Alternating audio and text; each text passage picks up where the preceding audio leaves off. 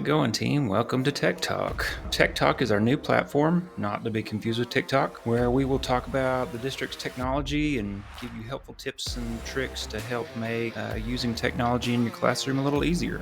Today, I wanted to share with you how to submit a ticket in Incident IQ. We will go over the basics for anyone that is completely new to Incident IQ or new to submitting a support ticket in general, but we will also cover some helpful tips and tricks that will hopefully make the process even easier for some of you who are already familiar with Incident IQ and requesting support. So first, to get to Incident IQ, you can find the Incident IQ icon on your ClassLink dashboard, or if you're using Chrome browser, you can access it from the IDLU ISD staff bookmarks at the top left of your browser window. You can also access Incident IQ from any mobile device by downloading the Incident IQ app from the App Store on your device. This allows you multiple options to access our help desk and request support from anywhere. When you open the app, you will need to enter the district's address, which is IDLU ISD, followed by the populated URL. If you need help, just refer back to the URL address from the staff bookmarks. Once on Incident IQ, sign in using Google and select or enter your account email and password here. Once logged into your account, you'll be directed to your help desk dashboard. There are a few important parts I want to mention. On the left-hand side, you'll see a navigation panel. We'll cover a couple of those here in a minute. I want to focus on the center section right now. Right here at the top, where you're going to see quick tickets and favorite assets for a fast and easy way to submit a ticket for a specific asset or issue. We've gone through here and added in quick tickets for all the copiers across the campus. So depending on what campus you are on, you will see the copy machines that are related to your particular campus. You can hide favorite assets by selecting the eyeball. It will actually hide that particular quick ticket. Over here on the right, you'll see a gear icon. This is where you can add new quick tickets. Now, I won't cover how to add your own quick tickets here, but it is something, if you're interested in exploring, you can develop yourself. Here on Manage Quick Tickets, we'll actually show all the quick tickets that you have and show the visibility. So see, we can see here the quick ticket that we hid. We can unhide that simply by clicking it. We can also select multiple and toggle them on and off for visibility. There is delete on here as well. Now, since these particular quick tickets are pushed out by us globally, you won't be able to delete these, but if it's something that you don't want to see on your dashboard, you can hide these. If you develop your own quick tickets, you can delete those using that delete button. Down below quick tickets and favorite assets, we'll see your most recent tickets. This is where you'll see your current tickets as well as resolved tickets. You can open up a new ticket from here by simply clicking the new ticket button to the right, also up on the far left.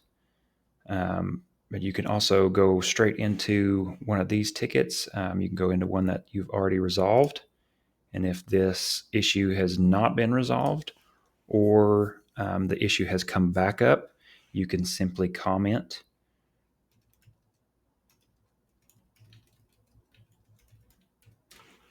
And when you add that comment, it will reopen that ticket.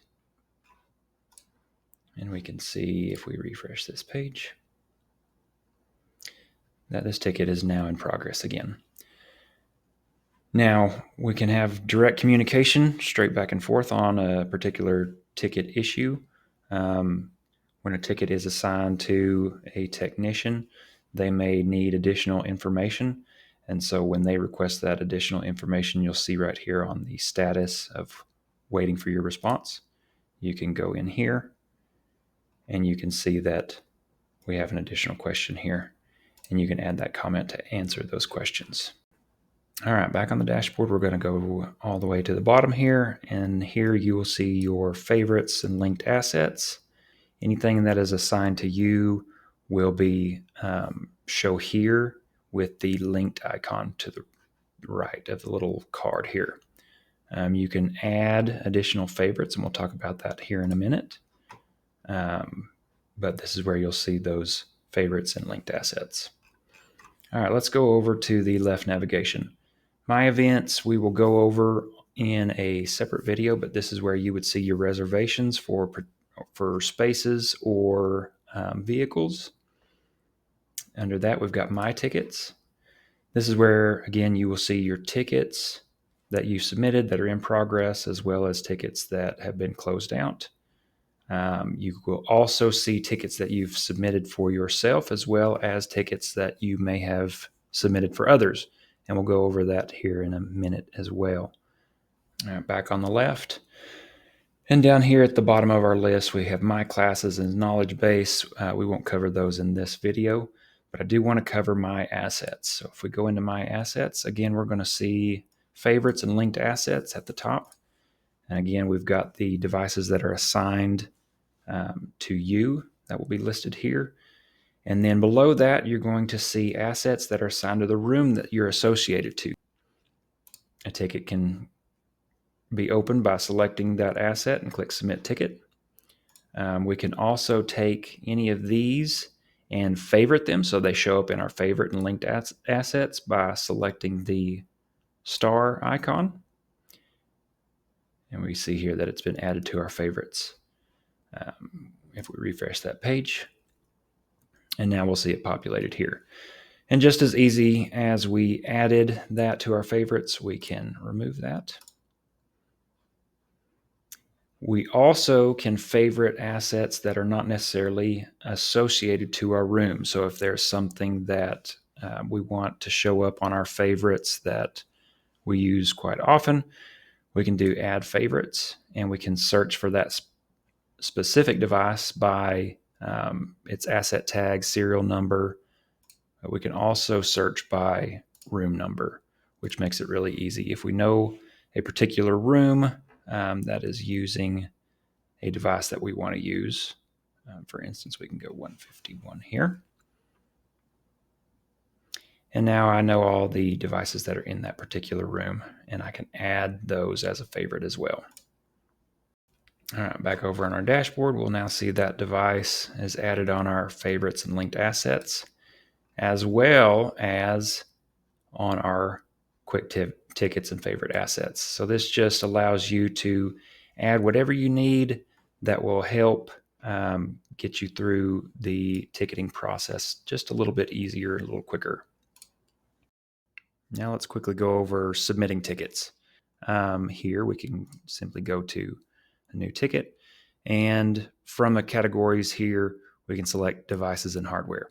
Now, devices and hardware, kind of self-explanatory, but any physical device that has an issue, this is what we would select. Now, again, once you open this up, you're going to see my favorites and my assets right here at the top for the easiest selection. And again, we can search based on a particular room to make it really simple if it's not directly associated to us. And we can select it from here. If you don't know the particular device or the room that it's in, we can select by popular categories. Now this populates a couple here at the top, but you can also show more, and this will show all the categories of assets that we have. And if we're looking for something specific like a desktop, it's going to show all the models that we have here at the school. So if you know your particular model that you're looking for, you can select it here. If not, simply select, I don't know the model. Now, in addition, I would like to cover when you're on here, you can also submit a ticket for someone other than yourself.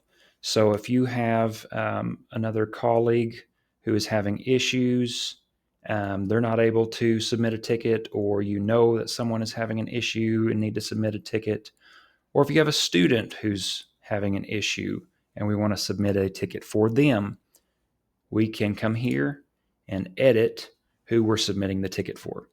So I'm going to pick on Landon for a second. We're going to select Landon. And now it's going to show me all of Landon's assets. And so I can easily select what I need here. So it makes it really easy to select a student's device if a student is having issues and a teacher needs to put a ticket in for a student. Next, we've got software and online systems. So this is going to be your access to any software-related items, and that would be Microsoft Office, your Google apps, ClassLink, and any of these other instructional materials. We try and make sure that everything is in here and relevant to what we currently are using in the classroom. But if there's something in here that you don't see, you could always scroll down to the bottom and use the software not listed. You can also search from the top if you know exactly what you're looking for. We can do a quick couple letters and it's going to pull up some results. You can also favorite any software that you have listed in here. So if we have a particular program that we use often, we can go ahead and favorite that. And now that's going to show up in our favorites right here at the top. Back on our ticket categories, we've got networking and Wi-Fi. This is for selecting anything that is related to network access. If we can't get to a website, if there are network outages, blocks on websites, this is where those particular issues would be reported. Next on, we've got event reservation. We'll cover event reservations in a separate video, but for purposes here, this is where you would go to set up a reservation for a particular space or vehicle. So last, what we've got on the list is other requests. This is for everything that doesn't fit in these categories of devices and hardware, software, and our network related issues. Here's where you're going to find everything else. Requesting reset and passwords, moving equipment, picking up equipment, requesting new equipment, training requests, all those other miscellaneous items are going to be over here. That pretty much covers the Incident IQ dashboard, your assets, and how to request support. We hope that these tips and tricks kind of help to get you the best support, to get your students the best support that they need, and so that we can get those issues resolved as quickly as possible. So we thank you for your time and hope you have a great day.